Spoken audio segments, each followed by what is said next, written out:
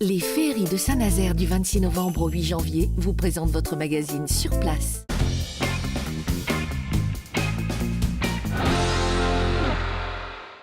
Nous sommes à présent à Saint-Lumine de Coutet avec Gérard Monnier. Bonjour. Bonjour. Merci de nous accueillir chez vous. Alors Saint-Lumine de Coutet, c'est une des communes qui se trouve aussi sur le trajet de ce nouveau GR de pays, chemin de grande randonnée. Alors vous êtes agriculteur, on le voit derrière nous, il y a votre exploitation, mais vous venez d'ouvrir un gîte il y a à peine un an, en janvier 2016. Racontez-nous comment vous est venue cette idée-là d'ouvrir ce gîte. Alors, l'idée n'était absolument pas anticipée. Disons que c'est pour des raisons familiales, on a été amené à racheter la maison familiale, ma maison natale, ainsi que celle de mes parents. Et donc, sans savoir exactement ce qu'on allait en faire, on envisageait plus ou moins d'en faire un gîte traditionnel. Mais bon, dès les premières démarches, on nous a orientés vers la formule gîte d'étape, parce qu'il y avait le projet de sentier, qui n'était qu'un projet de sentier de grande randonnée autour du lac, et puis gîte de groupe. Et donc, ça nous a amené à faire cette réalisation. Alors, vous appelez gîte de grand lieu parce qu'en fait, on ne s'en rend pas compte forcément, mais là, on est au bord du lac en fait. Eh ben, c'est ça la grande particularité, c'est qu'on est d'une part on a les pieds sur le sentier du Tour du Lac là, tout l'hiver, l'eau arrive à quelques dizaines de mètres du gîte. Hein, donc on est au bord du lac, on a la vision du lac tout l'hiver du gîte même. Ce qui est assez inédit, hein, parce qu'on sait que ce lac, il joue parfois à cache-cache quand on veut se promener et essayer de l'apercevoir, c'est pas toujours facile. Mais là, vous avez une vue imprenable. Alors on peut montrer un peu derrière, mais là où sont vos vaches, en fait, le lac en hiver, il monte jusque là. Exactement. Donc, c'est difficile de se rendre compte des différences de niveau là, visuellement comme ça.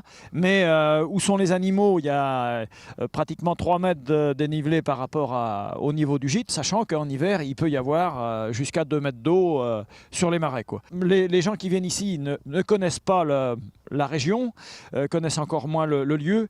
Et il y a un coup de cœur, il y a un grand étonnement dès qu'ils arrivent ici, quoi. Et en toute saison, parce que c'est un paysage très changeant.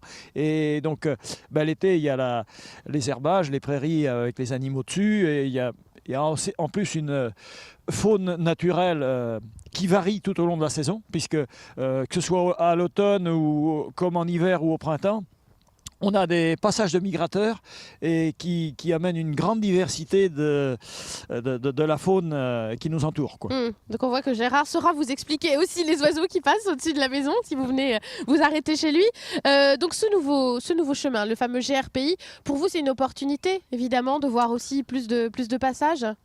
Alors, tout à fait. Alors, c'est vrai que nous, on est habitués à être isolés dans notre village. Donc, c'est quelque chose de nouveau pour nous de voir des randonneurs passer à la porte de notre maison. Mais c'est aussi une satisfaction de voir notre village vivre.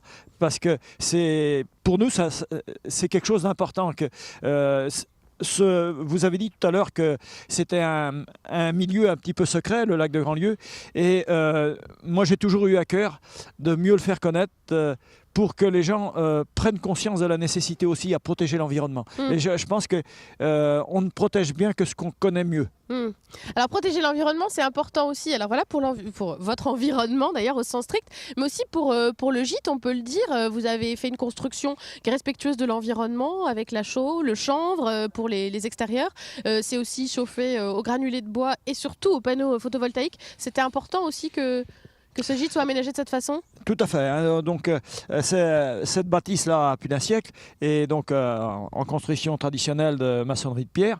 Et il nous paraissait important de la respecter, de respecter les matériaux d'origine de cette construction pour faire l'aménagement avec des matériaux naturels d'aujourd'hui, qui sont la laine de bois, la chaux, chanvre et compagnie. Et puis, au niveau d'énergie également, de privilégier les énergies naturelles, puisque c'est chauffé avec l'énergie solaire thermique et donc complété avec le granulé de bois. Pour y être allé un petit peu, il y fait bon, hein. Il y fait tout à fait bon dans ce gîte. Et vous avez aussi, vous êtes adapté aux occupants qui vont venir, les randonneurs, puisque justement ce sont des gens qui s'arrêtent en général une nuitée de passage sur leur trajet. Il a fallu s'adapter à ça aussi, hein. Tout à fait. Donc c'est Alors moi-même, j'apprécie la randonnée et donc autant dire que j'apprécie aussi accueillir des randonneurs, mais ça nécessite de prévoir la facilité de leur utilisation du gîte et puis que voilà,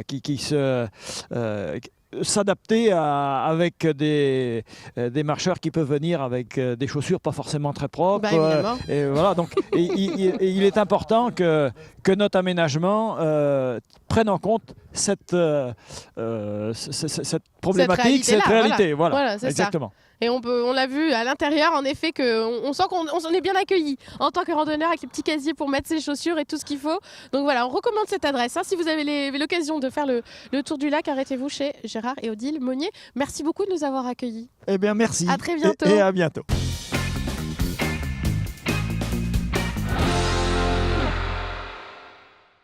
Les féeries de Saint-Nazaire, toute la magie de Noël à Saint-Nazaire du 26 novembre au 8 janvier.